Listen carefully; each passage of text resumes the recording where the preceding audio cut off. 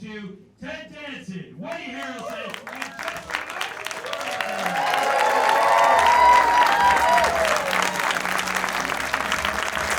Andrés. I'm so honored to be on your show. Thank you so much for having me. Good. That was good. And adding this kind of unnerving live element too. Yeah. To make me feel really comfortable. Yeah, I can't see you even doing an interview, much less a live interview.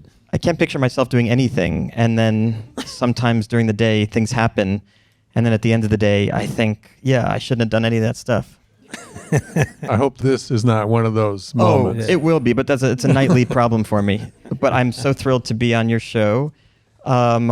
It's and so nice to finally meet you. You too. I've been sitting here thinking, you both write plays. Mm-hmm. Big contradiction. That makes sense when you look at Jesse. This doesn't make sense.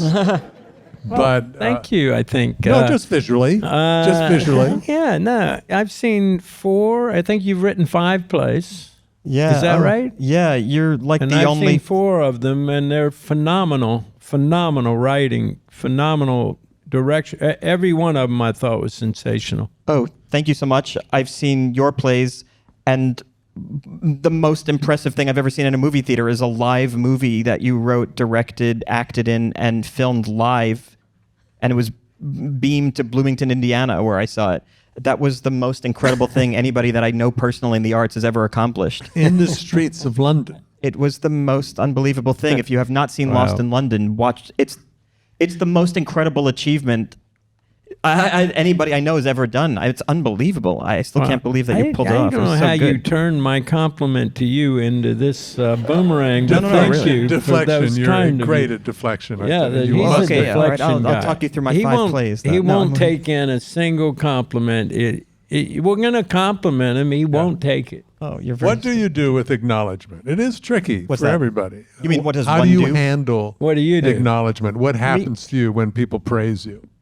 Oh, I don't know. I find like our profession overpraises and asks for not so much effort.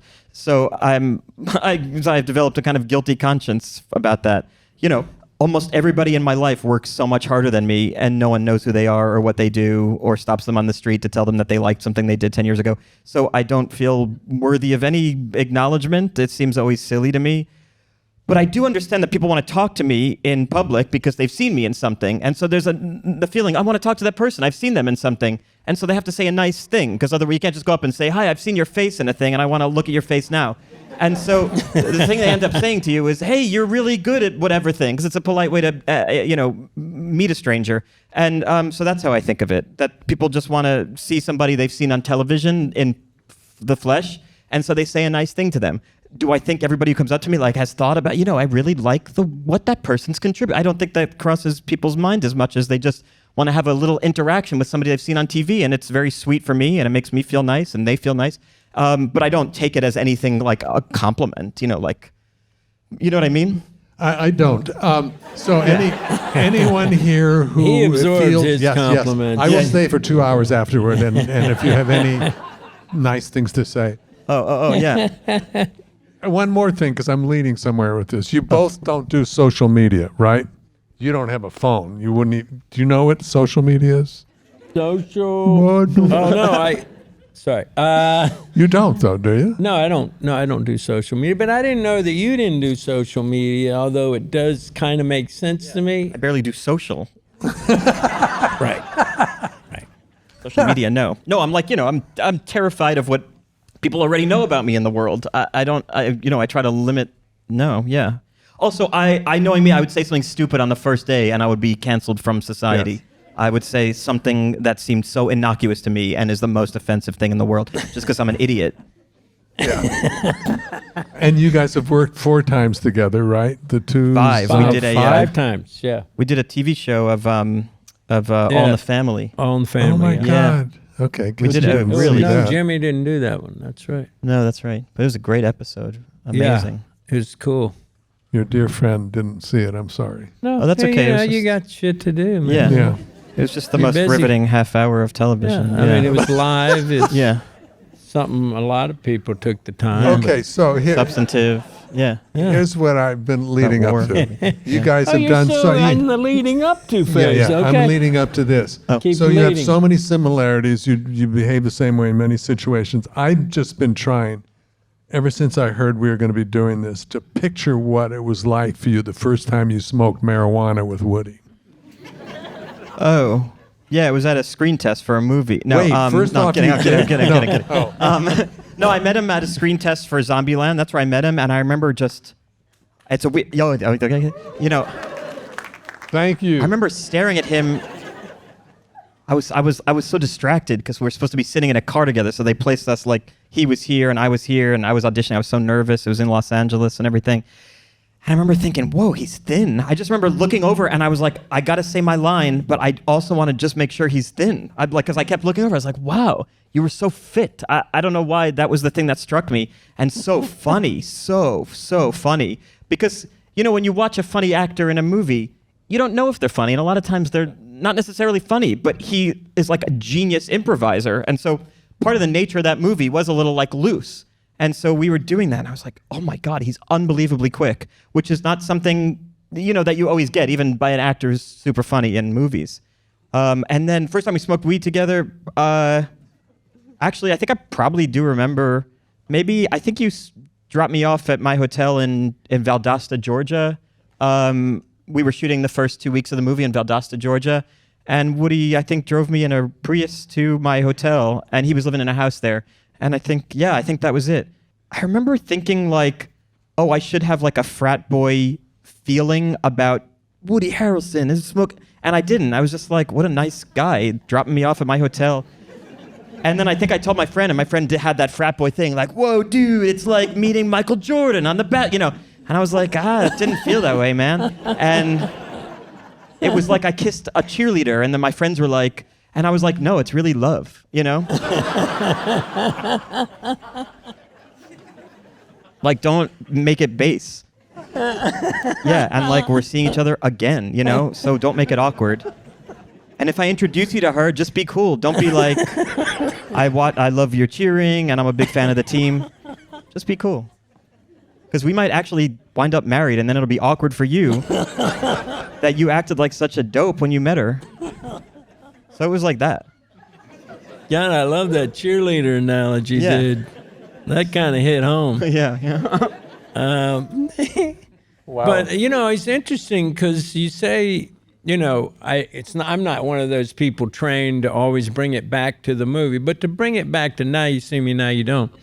Nice. You say that this is your favorite character, Daniel Atlas. Yeah, by like a million times. Yeah. You know, it really is a character. It is so different from you because he's the most confident guy. Yeah. I know. And you're always troubled and know. doubtful. He's like just pure confidence. I know. And brash and tough. Yeah. And all those things you're not. Like I it's, know. He's attractive and he cleans up well, you know what I mean? Handsome. Yeah, I forgot to mention. Nice Yeah. to his friends and everything. Yeah.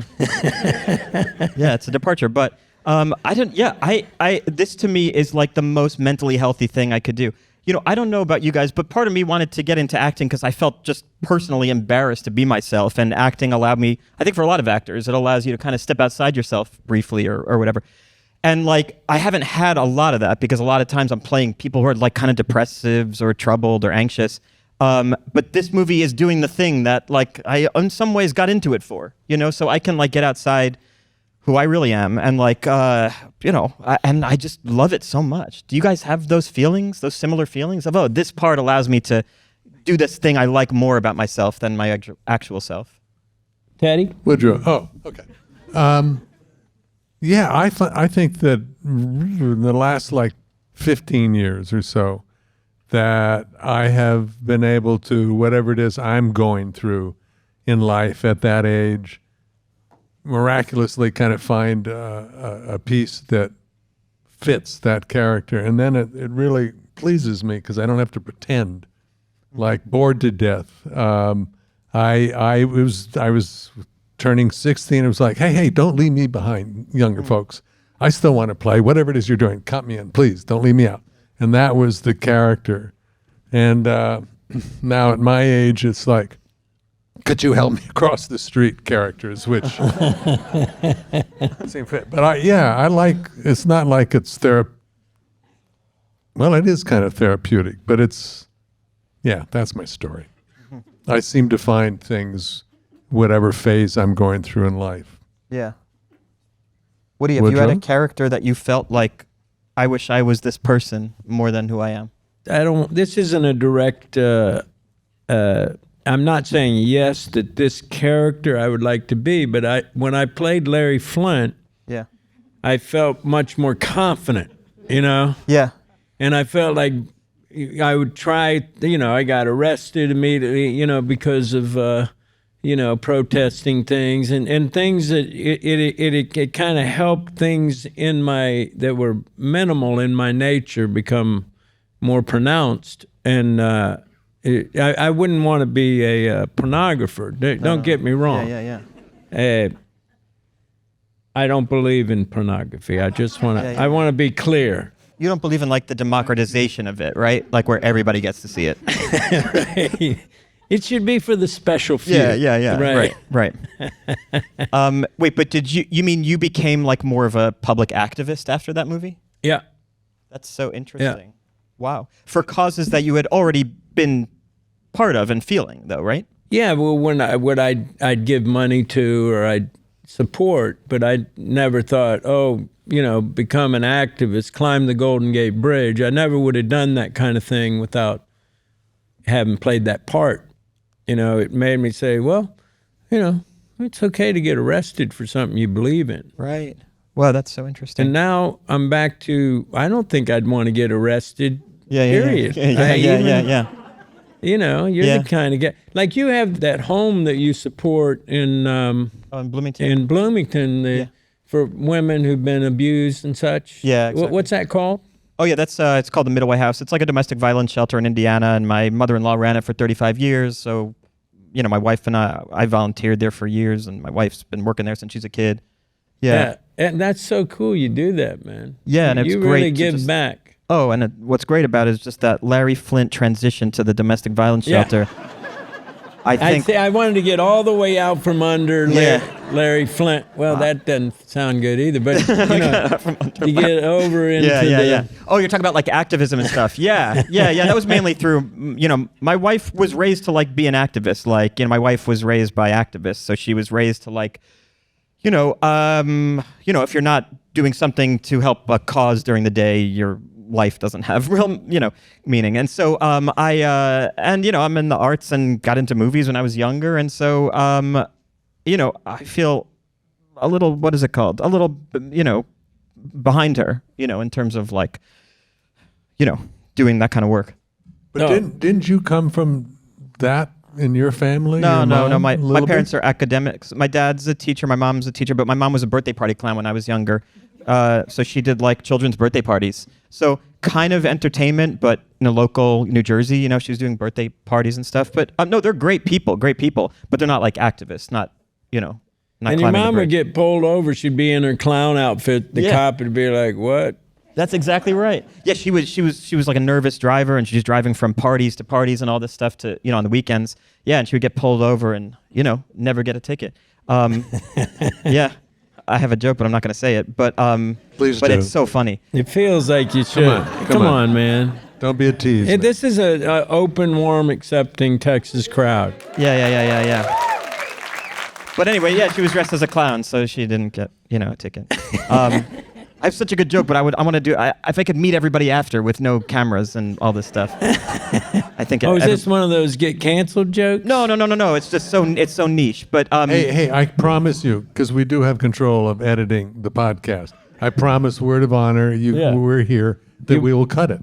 Every single person here has a telephone. That's he's making a good case. Good point. Yeah. Oh, it's like social media, right? Yeah. No, I keep everything indoors. So anyway, what are we talking about? Okay. This turned into my mom getting a ticket. So, okay. I never thought I'd say this, but can we go back to Larry Flint? No, almost. And you brought this up the other day on a talk show, and we mentioned it. But so, because one time you said that your wife is doing everything good and you're not, or however you phrased it, but in life. But you are scheduled to donate one of your kidneys anonymously in a month and a half. Yeah, exactly. December 16th. Yeah, exactly. Okay. Yeah. Are we soaking that in, you know? Yeah. Can I ask the chain of events or thoughts that led up to that? Yeah. So for me, what happened was, like, I was listening to a podcast like 12 years ago, and they were doing an interview with somebody who was part of this effective altruist movement. These are people who are like, it was like a philosophy, and the kind of face of the philosophy became this guy, Sam Bankman-Fried. So the philosophy kind of like died with him. You know, he's the guy who was arrested, you know, for this Ponzi scheme of So anyway, of crypto, currency or whatever. But nonetheless, they had some really great ideas. One of their ideas is like, we can live without both kidneys. We can live without, actually, you can donate half your liver. Anybody could donate half their liver and your liver will grow back and you live a full, healthy life. Same with donating a kidney. And when I was listening to it, it just seemed like a no-brainer. Like, to me, like, just seemed like, that's something we should all just be doing. I didn't think of it as like a important thing. Just like, so I called, it was like Be the Match or something. They send you a little vial, you spit in it. And so if your saliva matches somebody, they call you. And my saliva, I guess, never matched anybody. And then I was talking to a doctor friend, like, I don't know, in the summer. And I was like, I've been wanting to do this. She's a doctor, so I was asking her, like, I've always wanted to do this, but they never called me. And she was like, go across town to NYU. I live in New York City. She's like, it's the best hospital in the world for this kind of thing. So I called them the next day, and day after that, I was in getting blood tests and everything. And it's like, I appreciate you complimenting me for it or lauding me, but it's really like, it's such a minimal thing. You're in the hospital for 2 days. It's a laparoscopic procedure, and it like genuinely will save lives, and your health is totally fine. I'm not trying to fan you and make you whatever. I'm really not. It is. I do find it amazing. Did your wife, family, mother? How does everyone feel? They're all thumbs up. Yes, because there's a voucher program. So the way the kidney registry works now is like, if you could make a list of all the people that you would have given a kidney to if they had needed it, and they'll be now at the top of the list. So normally a wait for a kidney is like 5 to 7 years. Okay, but if you donate a kidney and you put certain names on that voucher list, so my family is going on that voucher list, so my kid needs a kidney, he'll be top of the list, won't have to wait for any years. You see what I'm saying? So this is, so everybody's happy with it. Because really, the thing I think a lot of people are hesitant about is not the surgery. Surgery is not that big a deal. It's not living with one kid. It's not big a deal. But I think it's like thinking, God, if my kids need a kidney, I'm not going to be able to give it to them. But the way the registry has developed this process is so that they can be. Well, it's brilliant. And my thought is you're intensely real, Jesse. Your acting's intensely real. Your writing and your action in life is intensely real, and I feel ashamed. Do you, Woody, or are you holding in? I can't imagine doing what you're doing. Like, to give up a kidney. Now, I know you say you're fine with one kidney, right? Yeah. Like, I would trade you livers right now. Like, I would do that. And I know because you don't drink like, me. Yeah. So that would be like, for me, a good thing. But I can't imagine so like, funny. And other than, probably righteous bucks for a kidney. But wait, you're the healthiest person I know. Oh, really? You were the healthiest person. Yes. You're like a comically healthy person. Yeah, but what about the marijuana and alcohol? I'm taking all of that into account. Oh. I've seen you eat. You know how he eats. Yeah. Woody's the healthiest person I know. Whenever I see him, I pretend that today I'm eating that way too. Right. Literally, you did. You knowing said that earlier, I would see you. You'd be so proud. Yeah, I had a lot of celery, hummus, bud. And I'm like, you mean just today? Yeah, just today. Yeah. I got to go on his diet. When we were doing Zombieland, he had, somebody was making his food, and it was like unbelievable. I come from actually a vegetarian family. My family's vegetarian, but I'm not. And when I was eating that food, it made it fun. It made it great because it was amazing food. Oh, good. Yeah, you've managed to find a way to do it that as like an outsider of your diet is like not compromised. Oh, cool. Were you more regular, or was there any positives? I got to check my diary from those times, but it's not so much a diary, it's just stuff like that. It's just, morning, noon, and night, just taking into consideration that kind of stuff. And just to see if there are any patterns I should be concerned about. So I'll check. More about the movie. You have, you're about to watch it, so. Oh, yeah. But I don't want to spoil anything. But you had new cast members. How was that? Was that fun? You had young they blood. were great. Yeah, it's the kind of thing that Woody and I have been in 3 movies, and so we're like, what that'll be three of these movies. Yeah. Exactly. So we had developed a great ensemble. Dave Franco, Isla Fisher, and Lizzie Kaplan was in the second one. And it's a great team. I mean, it's the most fun group of people you can imagine. Oh my God, is it fun? You laugh all day long. I mean, it's amazing. Like, we have such a good time. And so, the concept of this movie was like, these 3 younger, magicians come in, we recruit them for this big trick, And, so of course it's like something that could go terribly wrong. Mainly I was just concerned they're not going to get great actors because, you think like, I don't know if they're getting like young people, they want it to be poppy and cool, but they hired like 3 like amazing actors. Like they're really good in it.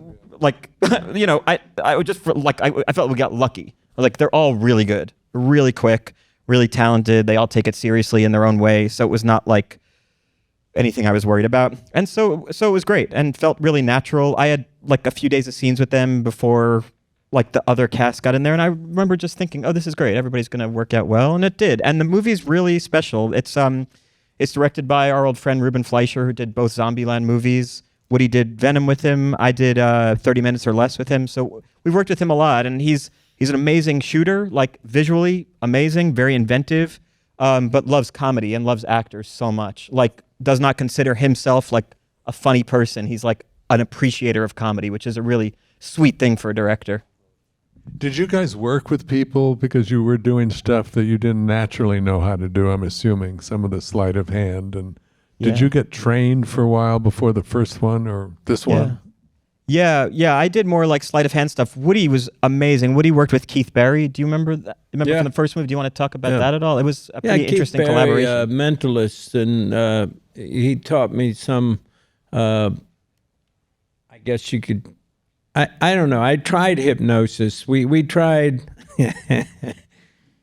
We tried it. It's very hard to pull off because you don't know if the person's faking it. Is that part of hypnotism? Is that a kind of knowing that people will go with it because of the environment they're in? Well, the hypnotism is when your conscious mind kind of gets subdued and drops down, and then your unconscious mind takes over. So that's how there's a certain suggestibility. You can say to someone to do, walk like a rhino, make noise. You can just get them to do crazy shit. And I tried it a little. I found it kind of. I found that I got nervous right at the key part when you want to go sleep. You mean as a person receiving hypnotism or giving? Giving. Why'd you get nervous? Well, once you do that sleep thing, it's a big, it's a move. You grab them by the head, sleep. And then when you open your eyes, Did you partly get nervous because you felt uncomfortable manipulating people? Because as a... No. Definitely not. No, do you know what I mean? Did you feel nervous because you're like putting somebody in a weird... Because I'll just say for me, if you don't want to answer it, like for doing magic now, for me and learning it, I feel very uncomfortable when people ask me, how'd you do that? I feel uncomfortable in not telling them. I don't like keeping that. It makes me feel... So you do tell them? Yeah. I don't... supposed to tell people how you do the trick. I know. Someone told you all, so what is that? I know, but if you just tell everybody willy-nilly, pretty soon, it's not magic anymore. What is it? It's just manipulation. I mean, trade secrets. He showed me a card trick on the way over and would not tell me even the beginning of how to do it. So So can we talk later? Do you know the same card? Yeah. He'll tell you for sure. He'll tell anybody here. It don't matter. Yeah, exactly. Every trick in this movie, he'll tell you how. Well, some stuff I don't know, like. God, And no, and a lot of times the guys who are our magic teachers won't tell me. Probably because they know what I'll do with it, you know. I just feel so strange. You're like talking to somebody, you know. It's not like our other jobs. Like when people ask you, you do an interview for a thing that you act in, and they ask you, how'd you think of it? You give an honest answer. You're like, oh, I was on, you know, I thought of my, you know, brother and the relationship I had with him, and it kind of was similar to this relationship and that. And you give a real thing. I find it strange, you know, to do another performance for some people, and they say, how'd you do it? And you're like, I don't know. Yeah, you know, I can't tell you. Yeah, it feels strange. I feel I'm withholding in a bad way. Well, you're a good person. I don't know. He's a great person. Aw, thanks. You know, I don't mention this much, but when he auditioned for Zombieland, it was very clear that he was the guy to play this part. There's no question. But you know how studios are. So the studio thought this other guy who became famous in this rather silly commercial should be the guy because he's known through this silly commercial, right? So I had to call and beg, please, this is the guy. And remember, I told you this, and then she was like, you know what? If you feel this passionately, then okay. And then I got a call from the guys saying, you know, that you were in, Ruben and Gavin, and they were like, he's in. And I didn't say anything. I was just Thank like, you so yeah, much. I know he's in. Not a kidney, but he gave Yeah, you, yeah. you know, Well, a career. It's It's as close as I'll get to the to kidney. an organ, yeah. To an organ. It's definitely, it's like a nail. No, I thank you so much. That was so nice of you. And I mean, I know you didn't do like as a favor, but I did it because it made the movie way better. Yeah. No, you. What's that one great thing you said? One of your improv things you say, one and done. That's what I say. Well, I said it once. Yeah. What had happened? And now I've heard that so many times. Have you guys heard like one and done? You know, that came from this guy. You know what happened? This is I never told this story publicly actually, but I mean, or privately. I've just thought about it. So what happened was, so we did this audition scene for me to get into the movie, of course, the one I was telling you about, my screen test. We did this audition scene, and it's a really well-written scene. Rhett Reese, Paul Wernick, they did some writing on this movie too. Great writers and everything. Really well-written scene, especially for like a action-y kind of movie. Very funny, good wordplay, everything. And so we did this scene in the audition. It was my scene. I memorized it up and down. I'm on an airplane going to Los Angeles for the screen test. So I got this scene in my head, so embedded in my brain. And we get to set to do the scene, and I had for the very first time a true nervous breakdown. And the way my nervous breakdown manifested was I shut down. And so the camera goes on me, and camera goes on Woody's side, and he's, you know, exactly what you'd imagine. He's hysterically funny, he's loose, he's interesting, and everything. The camera turns around on me, and I'm young, but I'm kind of aware of camera angles now. I know this is my turn, you know what I mean? When I first started acting, I didn't know what my turn was. I don't know what the camera's seeing. Now I know this is like my turn to do this scene that I had been doing for now 8 months, whatever, right, since the auditions. And I shut down. And it was the most terrifying thing that's happened to me on a set ever in my life. I've never had that feeling on stage or a movie set again. It's that terrifying. Frozen, shut down? Frozen. And I am just sitting there, and I'm realizing whatever I do with my face right now is going to be in a movie. And so if I like close my eyes now, that's in a movie. And if I say this word like that, that's in a movie. And it was just this complete like self-aware, out-of-body, awful, the opposite of being loose and everything. And so the camera's on me, and I panicked, and I couldn't say the lines from the scene. And it was a great written scene. And I started just saying random jokey bullshit because I was panicking that every time I would say a line from the scene, it would come out weirdly because I was so self-conscious. And so I have like improvisations in that scene that are just out of a pure and utter terror. And I talked to my therapist about it. You know, I'm like, because one of the things I think about all the time is because I'm doing a play now in New York. I have stage fright. What I always talk to the therapist about it is that one time in Zombieland, something went terribly wrong, and I was able to get through it. You know, and this is my story of like, it's okay. It couldn't be as bad as that time in Zombieland, and I got through it then. So it's become in some ways like a staple of my psychological life this scene. And the line you just said, it just came out of pure anxiety. And I'm lucky that what happens to me when I'm nervous is some adrenaline it's great thing. shit. Yeah, some adrenaline thing comes on, and I save myself in a weird way. That's amazing. Oh, yeah, Do you ever get panic attacks? I get panic before I start a movie every time, and I can't sleep the night before. The wifey's right there; she can attest. And I'm just like I'm moving around. I can't. But then after the first day of shooting, then I start to mellow, and by the second, it's just everything's rolling, you know. But even in a movie like this, a third. Yeah. Wow. Yeah. Well, probably less so with this, just because I know you guys so well, but I still get nervous before the first day. I manifest the illnesses that Mary very sweetly goes, I know, you do that every time. You'll be fine. No, this is arthritis, big capital A. No, I know. Wait, what do you mean? I have ailments that will make it impossible for me to work. Oh. With my fear. You mean like you psychosomatic arthritis? Yes. I was fearful last night thinking about this.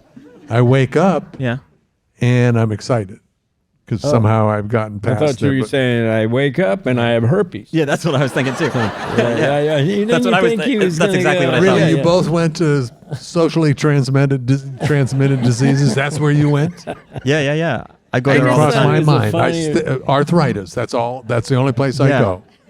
You know, I have this other We'll weird cut thing. this part. Go on, please. Now that we're talking about this, if I'm doing a play and I can't get sick, and I'm really panicked, I really get panicked about being sick when I'm doing a show. If I'm listening to a podcast, which I do all the time, and somebody has a cold on the podcast, I cannot listen to it. If somebody is a little nasal on the thing, I turn it off. I'm so paranoid about getting sick that if I hear somebody talk who's sick, I have to walk away or shut it off. How are you when you direct? Because you're an amazing director. It's audio germs. I'm sorry. No, sorry. I do apologize. I do say sorry a lot, don't I? No, you do. Thank you for that. I'm sorry that you. Anyway. So directing, all of your little insecurities or fears or this, do they vanish because you're the answer man? You're the guy who has to know? A little bit. Yeah, I find the more busy I am, the more okay I am. You know, it's so funny because the movies, so I did, Now You See Me 3 is like a big movie. It's a spectacle. It means a lot of waiting in your trailer and then going to set and maybe only having one line. And, I love these movies, as I said, more than anything in my life. But there's some times where you're waiting in a trailer for 3 hours to say one line, guys, we got to go. And because you have that inflated amount of time, you're in the trailer going guys, we got to go. No. Guys, we got to go. No. Because you just have more time than is needed, And I find when I'm the movie I did right before, Now You See Me, Now You Don't. This movie was a movie I was acting, writing, directing in.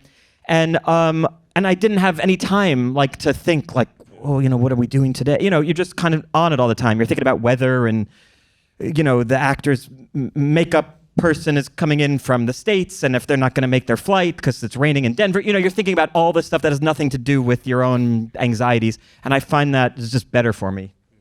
Yeah. Hey, one might get the impression you have some anxiety about things. Yeah. But I wanted to say a real pain is to me, it's just a masterwork. And I know there's times where people complain, they got robbed, but I really felt like you not only should have been nominated for Best Picture, you should have won Best Picture. I thought that was just a masterwork. Oh, thanks a lot. So great. Bravo. Oh, that's very sweet. And Thank you. and Karen together, just amazing, dude. Oh, thanks a lot. That's so nice. Yeah, and so I nice but of I you to say. read, and I didn't realize this, that you were gonna do that movie. Where it starts with a B, some other city. You weren't gonna do it at Auschwitz, and you saw an ad or something. Oh, yeah. You mean instead of Poland? Yeah. Yeah. Oh, yeah. I was going to do the movie in Mongolia, because I had been to Mongolia and I stayed in a yurt on top of a mountain, just backpacking with my wife, and it was so cool looking. And I was like, it'd be amazing to shoot a movie here.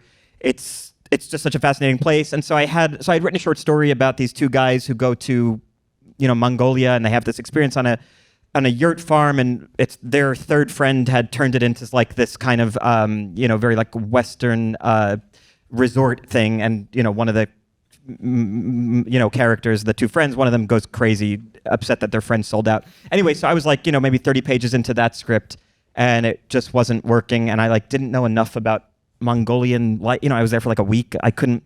And then I saw an ad online, as you suggested, and it was like the ad online was Auschwitz tours with lunch. It said Auschwitz tours, and then in parentheses with lunch, like not all, yeah.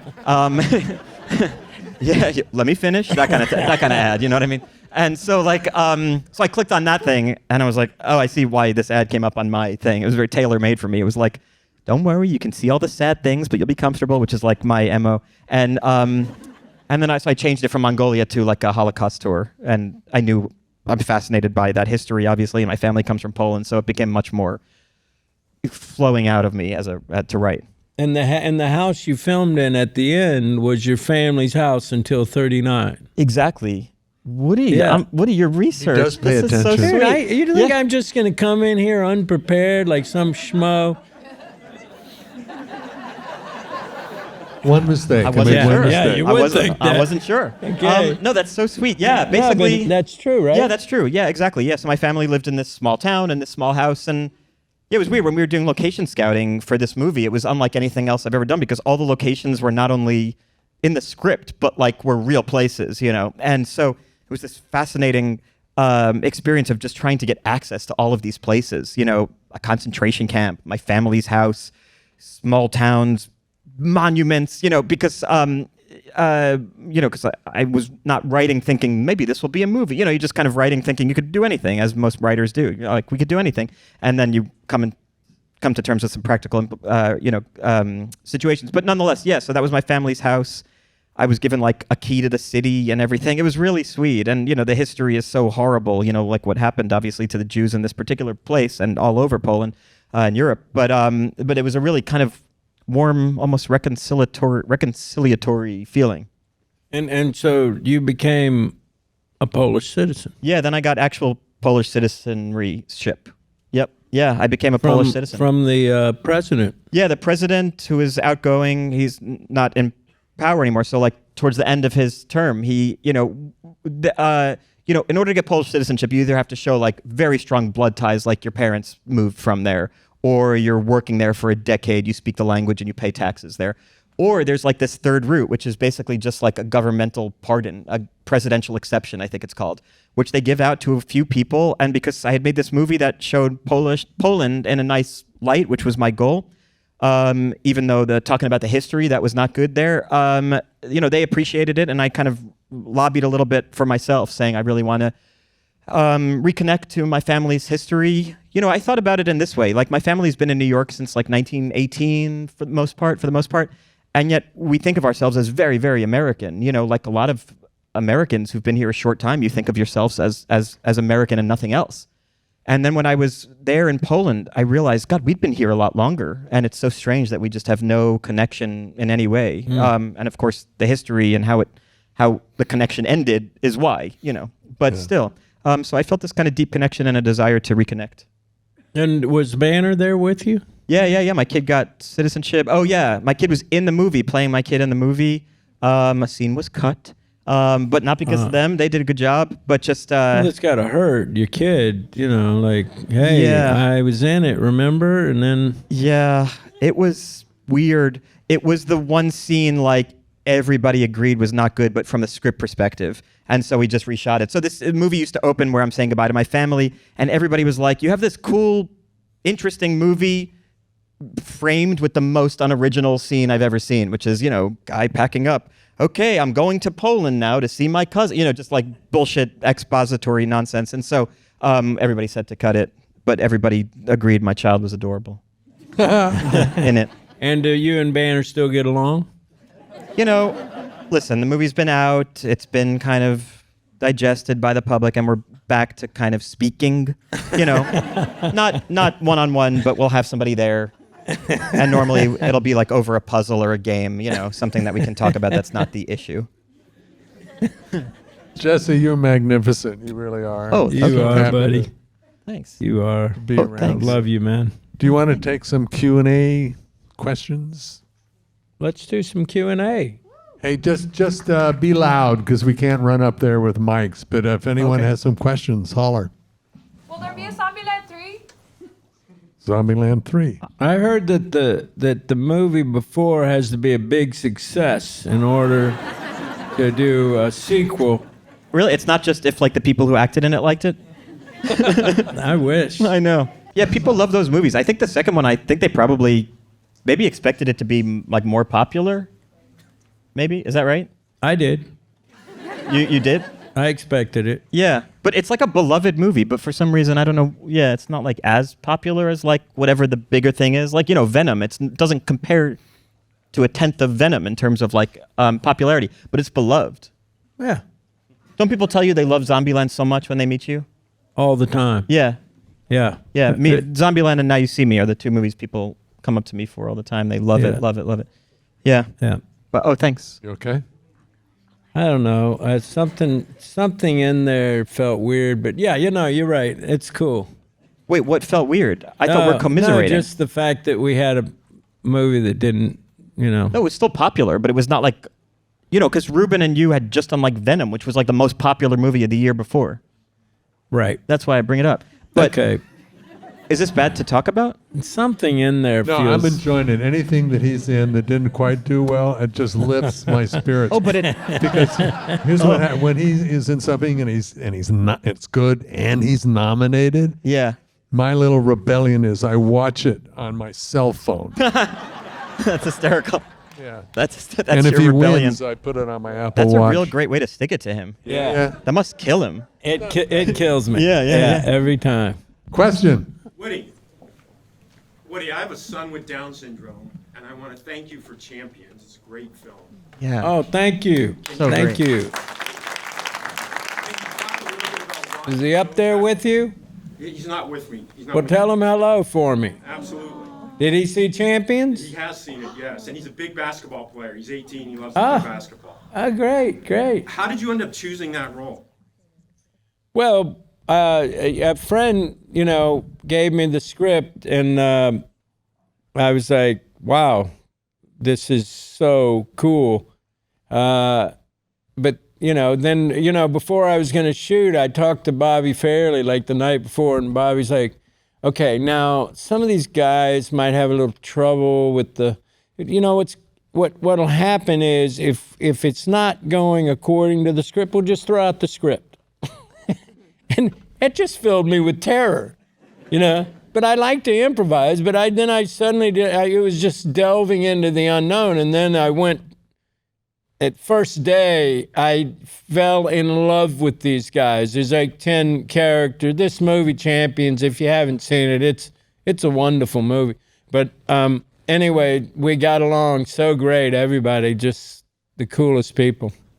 Thank you. So, yeah, tell them hi. Absolutely. Thank you. Got a question for all three of you. Could you talk about your creative process, your writing process? Jesse, you mentioned you were inspired to write something, didn't feel like it was right, but had another inspiration. But do you say, I'm going to go take some time off and write something, or boom, it hits you?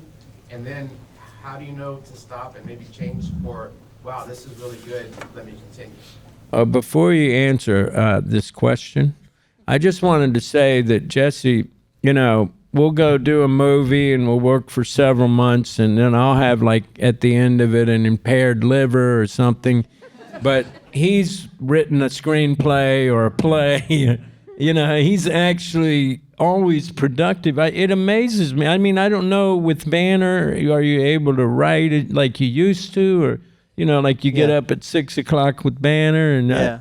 how does that modify things? And can you? Almost in a better way. Like now I have to like really focus. So like, my wife and kid like taking vacations and I don't. So like they're going to Dominican Republic and over Christmas. So I'm going to take like 3 weeks and write my next movie.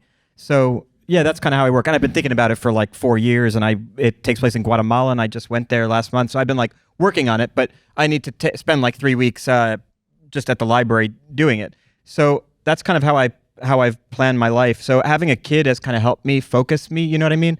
Because normally I would just like, if you have all the time in the world, and as actors, like even very, very successful actors, like you have 6 months of the year off a lot of times, it just, my brain turns to mush, So I stay active and I try to focus my time, because I'm trying to write from a place of like, almost not stream of consciousness like that, but almost like momentum, rather than like taking 3 weeks to think about the next thing that happens. I want it to all kind of flow out, because it's usually better that way. Thank you for asking.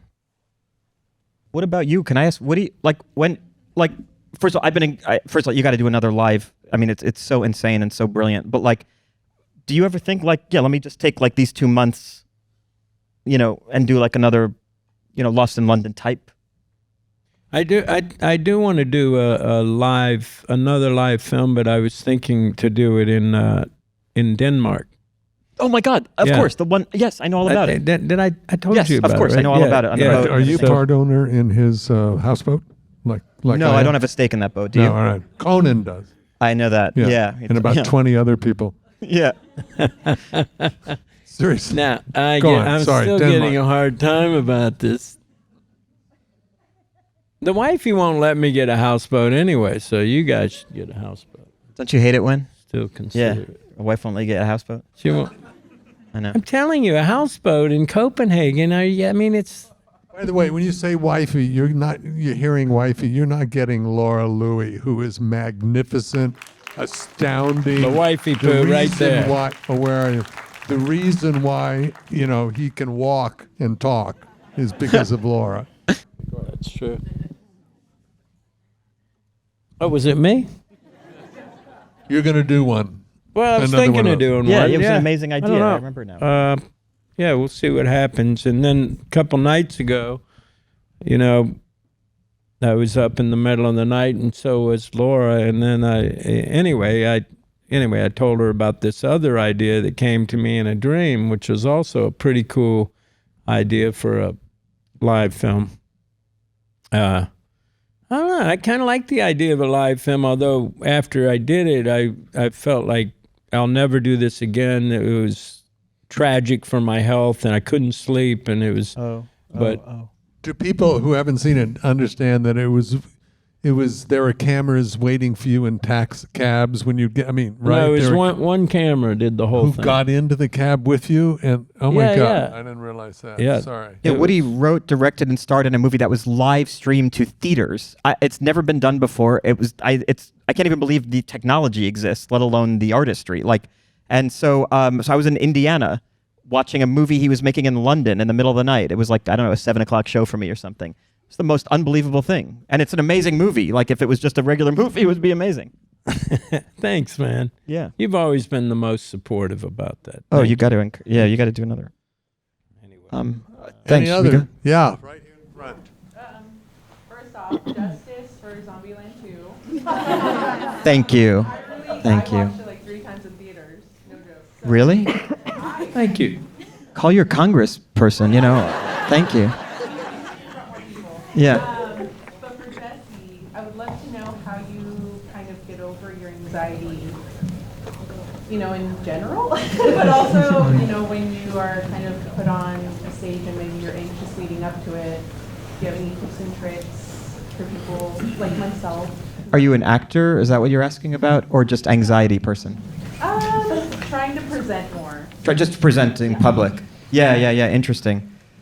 Because I was going to give 2 different thoughts. If you're an actor, I would say what I do is if I have an anxiety thing or something, I put it on the character. The character is having this feeling, or something. Ted and I were talking about that earlier in the last play you did. The character's feeling this, so that can be a helpful. But in terms of just a general thing, and then trying to present in public, I don't know. You just seemed like the most normal person. You asked a nice question. You were funny. You had a joke about something we said.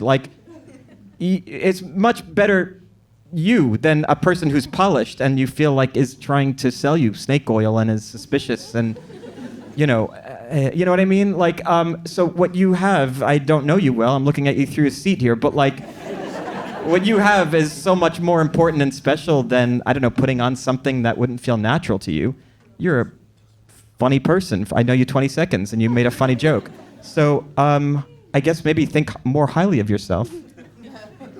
Wow. Wow, well done. Well done. And he's giving a kidney away. But not to her, you know. Well, maybe. Sorry, Yeah. scratch that. Exactly. Any but- more? Yes. Me? Oh, this is a lighthearted one. The card and chip scene from the Now You See Me 2, I think is one of the best from any of the movies, but I'm curious what your favorite trick or scene is from any of the Now You See Me movies. So, you know, she's talking about the passing the card, the computer chip in the second movie. Oh, yeah. That was amazing, wasn't it? That Isn't was really amazing? cool. Including that thing you did at the end, which I don't even know. What's the last thing you do in it? It's like you throw it and ricochets off the floor. Is that what happens? Yes. I think at the same, Bobby knows. At the Bobby, and at the our producer, who also produced this. What? Woody, throw the card, it throws the bounces card off the floor. at the same time as somebody's putting metal Lizzie through. Kaplan swoops it into her Her jacket. fur coat. That's Yes. the scene. Yes. Amazing. You were very good at it, Woody, by the way. Excellent. What's that? Great work. Great work. That scene was amazing. What you're about to see is even more nerve-wracking for us, which was there is a scene in this movie where all the characters are doing a trick to each other, and it's kind of like a one-upsmanship kind of scene. And we did it in one shot, which means no cutting, which means if you're like the fifth Means you person, can't mess it up. can't mess it up. Yeah. You had something at the end of the first half. Yeah, with mine Dave. was just a little 5-card little mentalism I remember thinking you thing. had the toughest job because you actually had to do like a full trick, where the rest of us were kind of doing like parts of things, and you had like an actual show on you. No, I thought yours was much harder. My thing, I had a little thing to Dom in the beginning. The best part of the trick, though, is there's a quick change. Isla Fisher, she does a quick change. If you don't know what a quick change is in magic, to me, it's like the most impressive thing that magicians do, which is, you're wearing something and instantaneously it changes to something else. There's like this French quick change artist who could do like 25 full outfits. I'm talking like going from a mini skirt to like a full fur coat. She's amazing. And so there's a quick change in that scene. That's my favorite part of it. And it's a real quick change. It really real. does happen. Everything Yeah. we did was real. And so that was an awesome scene. Nerve-wracking for us just because like you don't want to be the one to screw it up because then we got to start all the way from the beginning. But it was great. But it Bobby- was fun when someone would screw it up and we just kind of playfully, nudge them. Exactly. Yeah. Yeah. Not for the person who screwed it up, but yeah. I do remember for us it was fun, yeah. What was the one? Justice was doing the 3 thing and then he had a little trouble. Justice, We'd give it him a was hard not time. Justice's fault. It was No, a not at wire all. in the table. I Yeah. agree with you, Yeah, dude. but that was the one that would normally catch. Yeah, no, I'm not judging. Not at all. regardless. Not at all. Not at all. Well, you're about to Justice- see it, and I've been told that we should let you watch the movie, which is Okay, let's kind of do like that. a great reason. Thank you all. Thank you so much. Yeah. Thank you. Thank you, Jesse. Thank you, Jesse.